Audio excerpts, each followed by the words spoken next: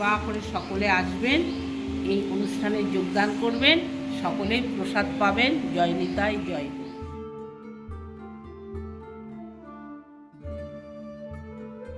নমস্কার, সকলে কেমন আছেন? আশা করি সকলে ভালো আছেন। এন্টারটেন বাংলা চ্যানেলের আরও একটি নতুন ভিডিওতে সকল বন্ধুদের জানাই স্বাগত। বড়দেরকে প্রণাম, ছোটদেরকে অনেক অনেক ভালোবাসা। বন্ধুরা, আজকে আবারও চলে আসলাম এক অপূর্ব সুন্দর আশ্রমে, শ্রী শ্রী নিত্যানন্দ সেবাশ্রম।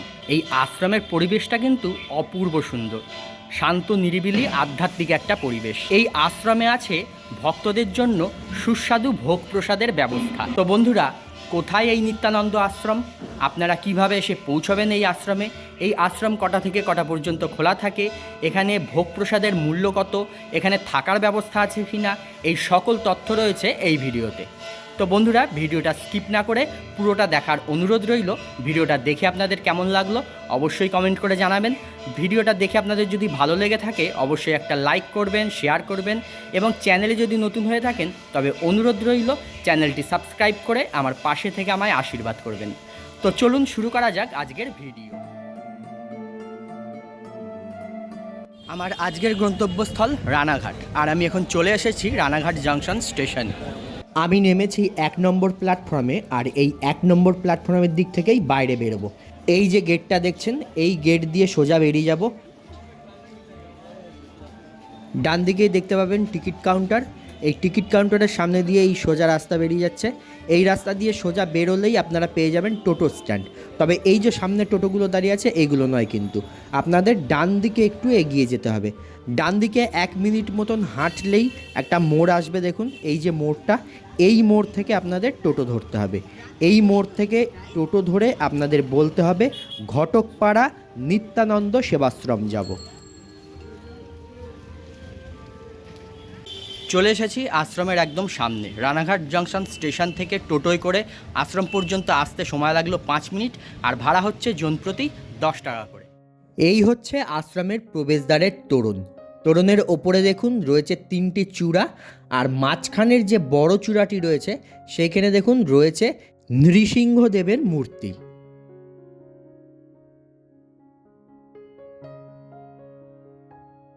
তোরণের সামনেই দেখুন লেখা রয়েছে শ্রী শ্রী নিত্যানন্দ সেবাশ্রম, আর এই সেবাশ্রমের প্রতিষ্ঠাতা ও আচার্য হচ্ছেন শ্রী শ্রীমৎ নিতাইচাঁদ গোস্বামী মহারাজ। সামনেই রয়েছে বড় একটি লোহার গেট, আর গেটেও লেখা রয়েছে শ্রী শ্রী নিত্যানন্দ সেবাশ্রম। প্রবেশদ্বারের 2 পাশে দেখুন রয়েছে হাতি, তার উপরে সিংহ, তার উপরে একজন ব্যক্তি দাঁড়িয়ে সানাই বাজাচ্ছে। প্রবেশদ্বারের 2 সাইডেই কিন্তু এটা রয়েছে। আর প্রবেশদ্বারের 2 সাইডে দেখুন ছোট ছোট মন্দিরের মতন রয়েছে 2টি, যদিও এখন ফাঁকা রয়েছে, হয়তো ভবিষ্যতে এই মন্দিরগুলোর ভেতরে কোনো মূর্তি বসানো হবে।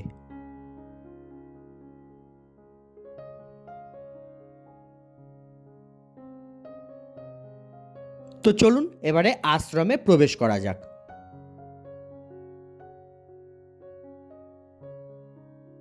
আশ্রমে প্রবেশ করে মনটা একদম শান্ত হয়ে গেল। শহরের এই কোলাহলের মাঝখানে এত সুন্দর শান্ত নিরিবিলি আধ্যাত্মিক পরিবেশে এই আশ্রম অপূর্ব সুন্দর। সামনেই দেখতে পাচ্ছেন মূল মন্দির। মন্দির প্রাঙ্গণ একদম সবুজে মোড়া আর খুব পরিষ্কার পরিচ্ছন্ন। আশ্রমের প্রবেশদ্বার দিয়ে প্রবেশ করে ডান দিকেই দেখুন রয়েছে এখানে জল এবং শৌচালয়ের ব্যবস্থা।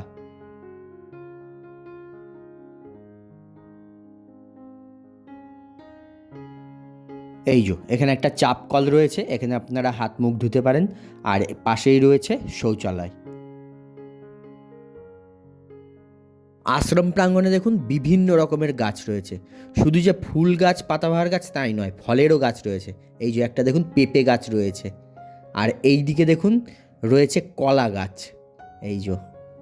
আর এছাড়াও বিভিন্ন রকমের পাতাবাহার গাছ, ফুলের গাছও রয়েছে। আর একটা গাছ দেখুন এইখানে, এই গাছটা অনেকগুলো রয়েছে, এই যে দেখছেন ওল গাছ, কি বড় ওল গাছটা দেখুন।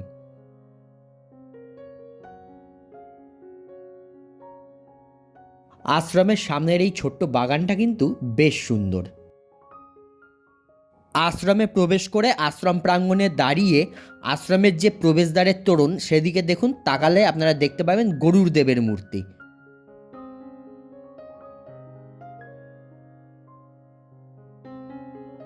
এই হচ্ছে আশ্রমের মূল মন্দির। মূল মন্দিরের 5টি চূড়া, মাঝখানের চূড়াটা বেশ বড় আর চারিদিকে 4টে ছোট ছোট চূড়া রয়েছে। আর মাঝখানের যে বড় চূড়ার সামনে দেখুন রয়েছে ভগবান নিতাই চাঁদের একটি মূর্তি।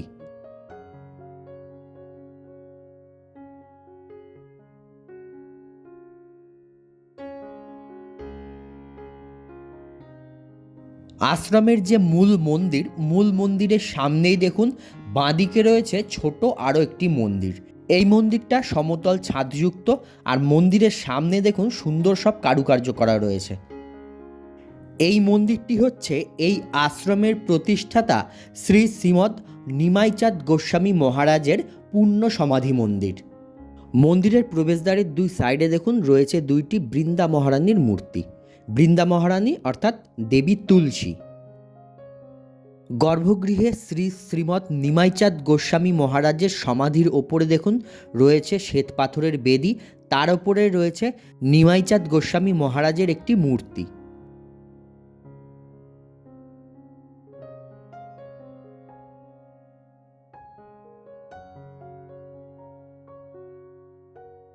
নিমাইচাঁদ গোস্বামী মহারাজের উপরে রয়েছে ওনার গুরুদেব পতিতপাবন গোস্বামী, তার উপরে রয়েছে নিতাই চাঁদের মূর্তি।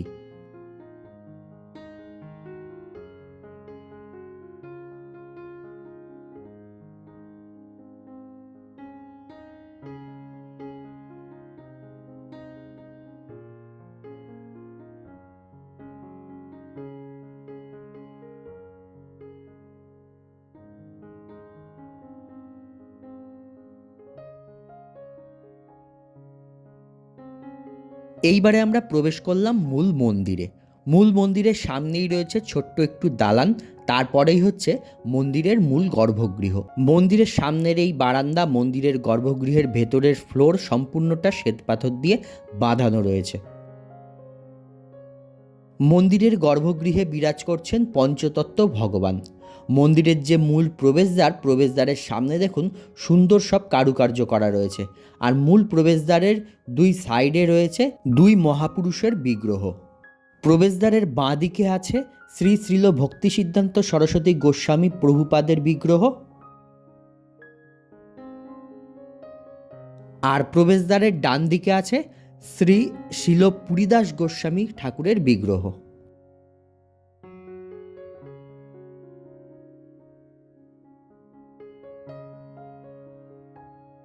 এছাড়াও মূল মন্দিরের 2 সাইডের দেওয়ালেও দেখুন এখানে বিগ্রহ রয়েছে। এখানে রয়েছেন শ্রী মাধবাচার্য, তারপরে এইখানে রয়েছে দেখুন শ্রী বিষ্ণু স্বামী। এটা হচ্ছে মন্দিরের ডান দিকের দেওয়ালটা। আর বাঁ দিকের দেওয়ালেও দেখুন এখানে রয়েছেন শ্রী রামানুজাচার্যের বিগ্রহ।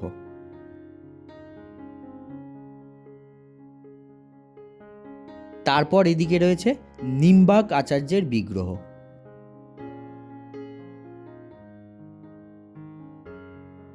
মন্দিরের সামনের বারান্দায় যে স্তম্ভগুলো রয়েছে দেখুন প্রতিটি স্তম্ভের উপরে রয়েছে বিষ্ণুদেবের মূর্তি। এছাড়াও সুন্দর সব কারুকার্য করা রয়েছে। আর মূল গর্ভগৃহের বাইরের দিকের যে দেওয়ালের ওপরের দিকে দেখুন রয়েছে বিষ্ণুদেবের 10 অবতারের মূর্তি।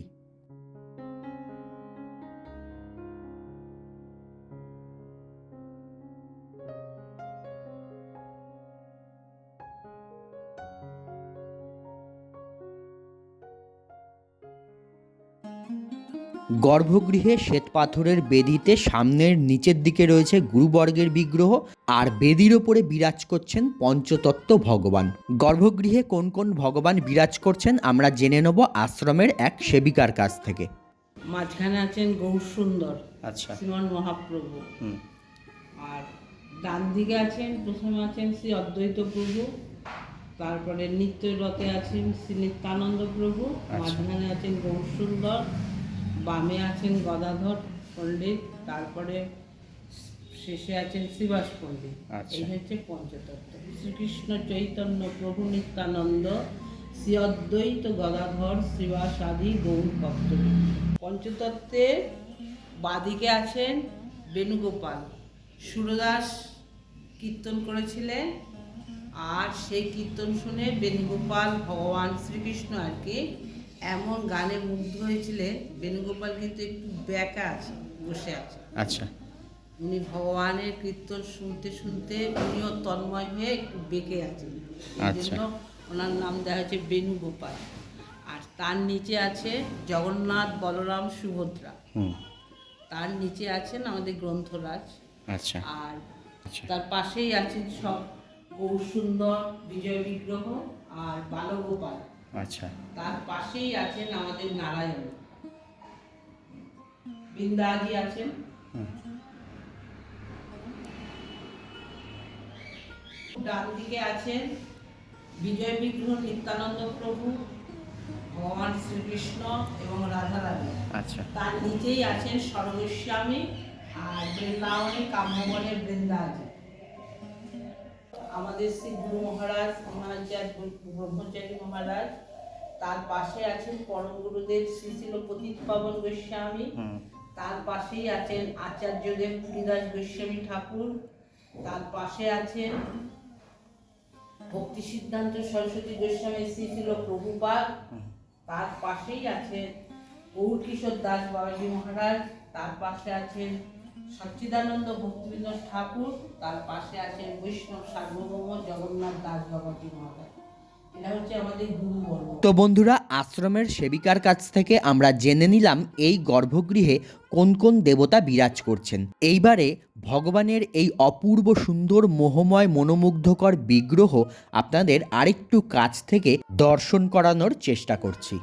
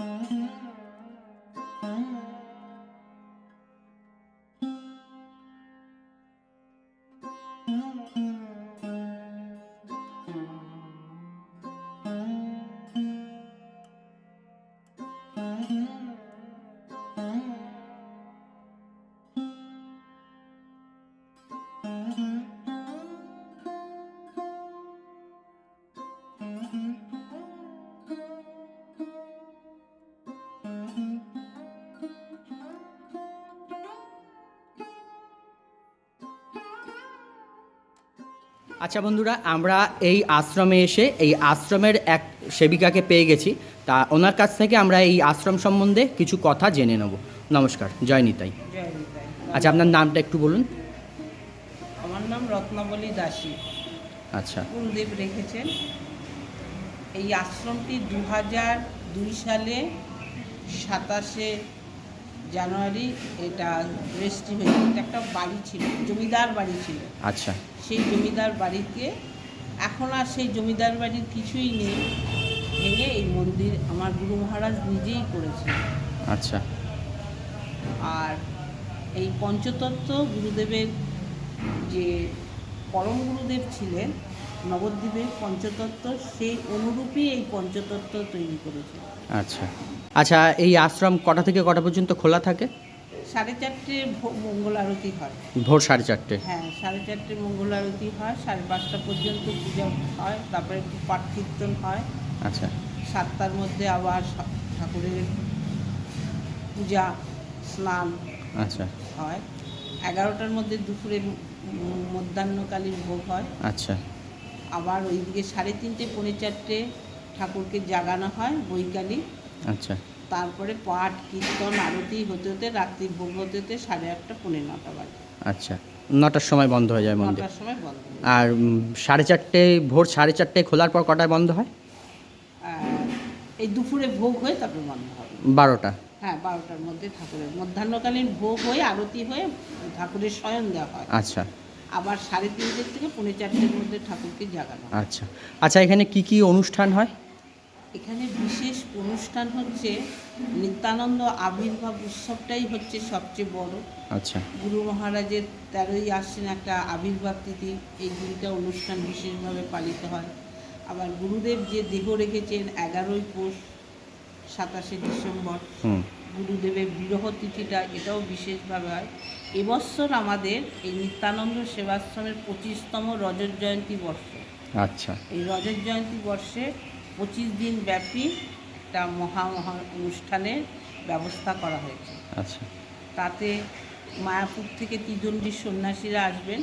আচ্ছা একদিন বিশেষ রানাঘাট শহর পরিক্রমা আছে। আচ্ছা সেটি হচ্ছে 23শে মাঘ, 7ই ফেব্রুয়ারি রবিবার।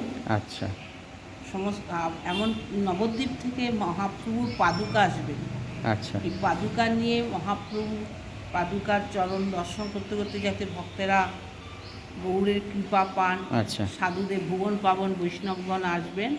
আমরা সকাল 9:30টায় রানাঘাট শহর পরিক্রমা করে দুপুর 12টার সময় আমরা পরিক্রমা শেষ করে এসে এখানে মধ্যাহ্নকালীন ভোগারতি হবে। আমরা সবাই মিলে প্রসাদ পাবো। আপনারা কৃপা করে সকলে আসবেন, এই অনুষ্ঠানে যোগদান করবেন, সকলেই প্রসাদ পাবেন। জয় নিতাই, জয় গুরু। আচ্ছা, এখানে নিত্যদিনের ভোগ প্রসাদের ব্যবস্থা থাকে হ্যাঁ, ভক্তদের জন্য? নিত্যদিনের প্রসাদ আছে। আচ্ছা তো সেটা আগের থেকে কাউকে জানিয়ে দিলে ভালো হয়। আচ্ছা আচ্ছা আচ্ছা, আগের থেকে জানানোর জন্য একটা যদি ফোন নাম্বার বলেন। 7718582522। এই নাম্বারে আগের থেকে আপনাদের জানিয়ে দিলে প্রসাদ পেয়ে যাবেন। প্রসাদের ব্যবস্থা। আচ্ছা, প্রসাদের মূল্য কত থাকে? না, এমনি আসলে কোনো মূল্য নেই। আচ্ছা, মানে যদি এখানে কেউ বিভিন্ন অনুষ্ঠান হয়, জন্মদিন হয়, মানে মাঙ্গলিক অনুষ্ঠান। হ্যাঁ, উপনয়ন হয়, আচ্ছা তারপরে আদ্য শ্রাদ্ধ আদি হয়, আচ্ছা, বিবাহ ছাড়া? বিবাহ হয় না। আচ্ছা এখানে বিবাহ হয়। আচ্ছা, এই সকল কোনো অনুষ্ঠান যদি কেউ করতে চায় তাহলে তার জন্য আপনাদের আগের থেকে ফোনে হ্যাঁ, যোগাযোগ আগে থেকে করে এসে জানিয়ে ফোনে দিলে যোগাযোগ করতে হবে। আপনারা ব্যবস্থা করে দেবেন? আচ্ছা আচ্ছা, এখানে কি থাকার কোনো ব্যবস্থা আছে? আছে, মায়েদের ব্যবস্থা আছে। আচ্ছা, মায়েদের জন্য থাকার ব্যবস্থা আছে। আর তার জন্য কোনো মূল্য নেওয়া হয়? না। আচ্ছা আচ্ছা, ঠিক আছে, ধন্যবাদ। জয় নিতাই, জয়। তো বন্ধুরা, শুনলেন এই আশ্রমে কিন্তু ভক্তদের জন্য ভোগ প্রসাদের ব্যবস্থা আছে এবং থাকারও ব্যবস্থা আছে, তবে কেবলমাত্র মহিলাদের জন্য। গর্ভগৃহের চারিদিক দিয়ে দেখুন এরকম খোলা জায়গা রয়েছে গর্ভগৃহ পরিক্রমা করার জন্য। মন্দিরে দেখুন কিছু কাজ চলছে, এটা হচ্ছে মূল গর্ভগৃহের ঠিক পেছন দিকটা। এখানে একটা দেখুন সিংহাসনের মতন তৈরি হচ্ছে। এইখানে জানতে পারলাম এই মন্দিরের যে পরম গুরুদেব পতিতপাবন গোস্বামী, ওনার একটি এখানে চিত্রপট বসানো হবে। মন্দিরের পেছন দিকটায় দেখুন এদিকে রয়েছে পানীয় জলের ব্যবস্থা।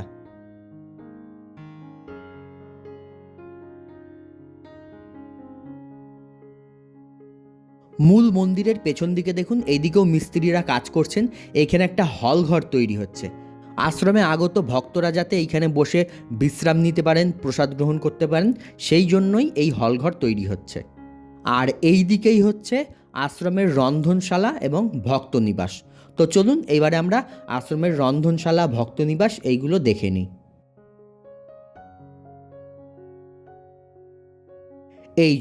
এই হচ্ছে আশ্রমের রন্ধনশালা।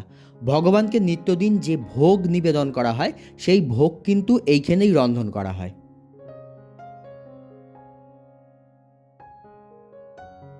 এই ভোগ ঘরের পাশ দিয়েই এইদিকে রাস্তা চলে গেছে ভক্তনিবাসের দিকে। আর এইখানেও দেখুন একটা সিংহাসন তৈরি হচ্ছে, এইখানেও একটা বিগ্রহ থাকবে বা ছবি থাকবে, সেই কারণে।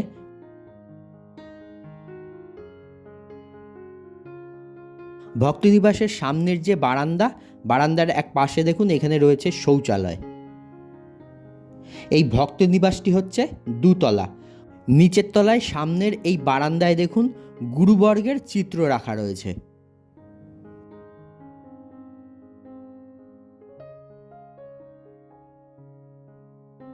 আর এই যে ঘরটি রয়েছে, এই ঘরটি হচ্ছে এই আশ্রমের যিনি প্রতিষ্ঠাতা শ্রী শ্রীমৎ নিমাইচাঁদ গোস্বামী মহারাজ, ওনার শয়নকক্ষ।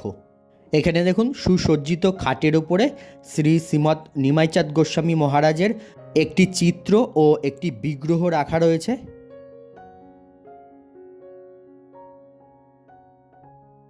আর এই খাটের সামনেই দেখুন সুন্দর একটি বাক্সে নিমাইচাঁদ গোস্বামী মহারাজের চরণ পাদুকা রাখা রয়েছে।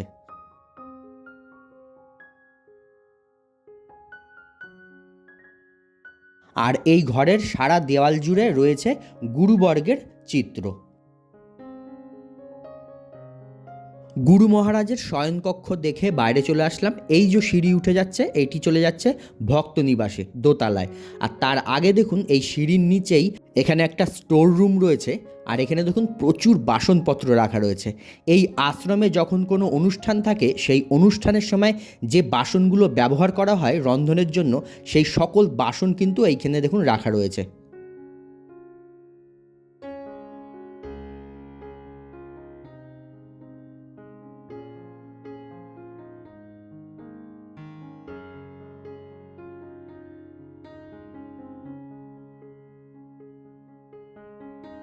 সিঁড়ি দিয়ে উঠে এবারে চলে আসলাম দোতলায়।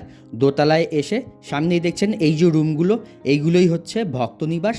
আর সামনে রয়েছে এরকম খোলা ছাদ, আর এখানেও দেখুন রয়েছে একটি শৌচালয়। আর দোতলায় দেখুন এইখানে রয়েছে সাধুবাঙ্গন, এইটি হচ্ছে প্রসাদ কক্ষ।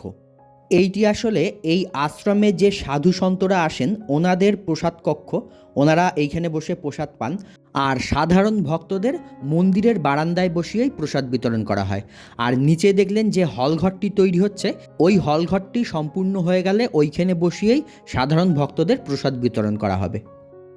আচ্ছা, ভক্তনিবাসের যে ঘরগুলি রয়েছে সেই ঘরগুলি আপনাদের একটা দেখিয়ে দিই। দেখুন এখানে কিন্তু ভক্তনিবাসে একমাত্র মহিলাদেরই থাকার ব্যবস্থা রয়েছে।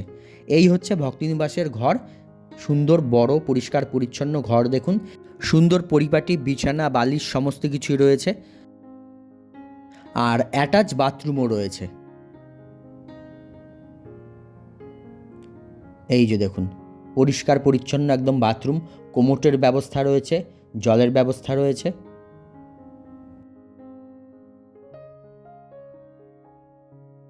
এরকম অনেক কটা রুমই কিন্তু এখানে পরপর রয়েছে। সম্পূর্ণ আশ্রম দেখে এবারে চলে আসলাম আবারও আশ্রমের মূল মন্দিরের সামনে। এখন হয়েছে ভগবানের ভোগ নিবেদনের সময়, সেই কারণে দেখুন পর্দা দিয়ে দেওয়া হয়েছে। ভগবানকে এখন গর্ভগৃহে ভোগ নিবেদন করা হচ্ছে। এদিকে গুরু মহারাজকেও দেখুন ভোগ নিবেদন করা হয়েছে। ভগবানের ভোগ নিবেদন হয়ে গেলেই শুরু হবে ভোগ আরতি।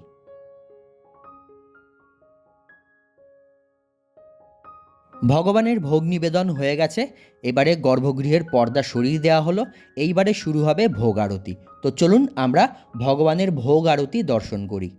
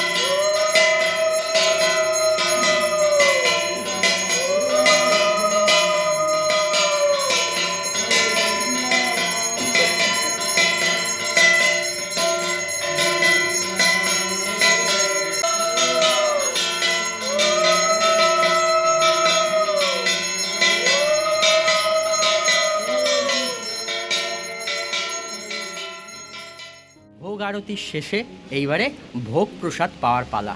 আমি আগের থেকে ফোন করে জানিয়ে দিয়েছিলাম এই আশ্রমে যে আমি এখানে প্রসাদ পেতে চাই, তো আজ আমি এই আশ্রমে প্রসাদ পাবো। প্রসাদে আছে পুষ্পান্ন, পটল ভাজা, কাঁকরোল ভাজা, মোচার ঘন্ট, চাল কুমড়োর ঘন্ট, আছে মুগের ডাল, পাঁপড় ও আলু দিয়ে তরকারি। শেষ পাতে আছে আমের চাটনি আর মিষ্টি। তো বন্ধুরা, আশ্রমে সুস্বাদু সুন্দর ভোগ প্রসাদ গ্রহণ করলাম। আর আমি আমার সাধ্য মতন কিছু দক্ষিণা ভগবানের সেবার উদ্দেশ্যে দিলাম। তো বন্ধুরা, আজকের মতন ভিডিওটা এখানেই শেষ করছি। দেখা হচ্ছে পরবর্তী নতুন কোনো ভিডিওয়। সবাই ভালো থাকবেন, সুস্থ থাকবেন, সাবধানে থাকবেন।